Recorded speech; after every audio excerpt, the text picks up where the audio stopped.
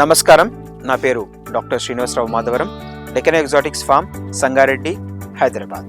అవకాడోలో రైతులకి దీనివల్ల ఉపయోగాలు ఏంటి, లేదా కన్జ్యూమర్స్కి అవకాడో తీసుకోవటం వల్ల హెల్త్ బెనిఫిట్స్ ఏంటి? సో అవకాడో పెరిగేది ఎక్కువగా మన దక్షిణ అమెరికా ప్రాంతంలో, especially Mexico, Peru, Colombia, Guatemala ఈ రీజన్స్లో ఎక్కువగా అవకాడో నేటివ్ ప్లాంట్ ఎక్కువగా గ్రో అవుతుంది. సో దీంట్లో ముఖ్యంగా తీసుకున్నప్పుడు 3 రకాల రేసెస్ ఉన్నాయండి, అంటే 3 జాతులు ఉన్నాయి అవకాడోలో. అన్ని అవకాడో వెరైటీస్ ఒకటి కాదు. సో ముఖ్యంగా మన రైతులు తెలుసుకోవాల్సింది 3 జాతుల్లో చాలా డిఫరెన్స్ ఉన్నాయి.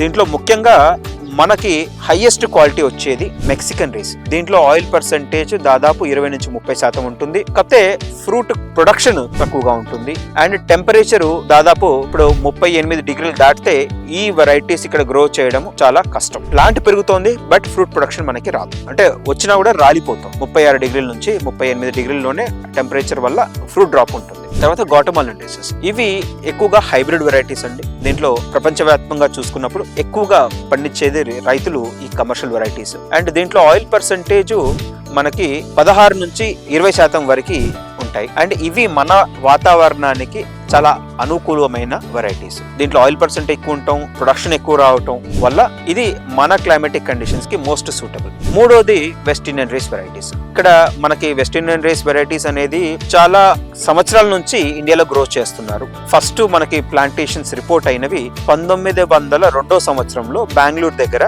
ఫస్ట్ అవకాడో ప్లాంటేషన్స్ లో రికార్డ్ అయినాయి. సో ఇది మోస్ట్లీ వెస్ట్ ఇండియన్ రేస్ వెరైటీసే ఉన్నాయి అన్నమాట. సో దీంట్లో డిసడ్వాంటేజ్, దీంట్లో oil percentage less than 8%. Fruit లో ఎక్కువ వాటరీ కంటెంట్ ఉంటుంది. సో దీనివల్ల ఫ్రూట్ ఎక్కువ రోజు నిల్వ ఉండడం అనేది సాధ్యం కాని పరిస్థితి ఉంటుంది. తర్వాత షెల్ఫ్ లైఫ్, దాంతో పాటు స్టోరేజ్ 2 ఇబ్బందులు ఎక్కువగా ఉంటాయి.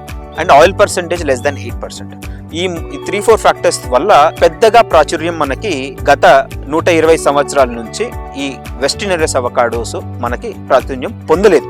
వరల్డ్ వైడ్ తీసుకున్నప్పుడు హైబ్రిడ్ వెరైటీస్ ఎక్కువగా పాపులరైజ్ అయ్యాయి. ఎస్పెషల్లీ హాస్ అవకాడో ఎక్కువగా పాపులరైజ్ అయింది. సరైన వెరైటీ ఎంచుకొని మార్కెట్కి పంపించగలిగితే రైతులకి అధిక లాభాలు రావటం జరుగుతుంది. దీంట్లో పోషక విలువలు చాలా ఎక్కువగా ఉంటాయి.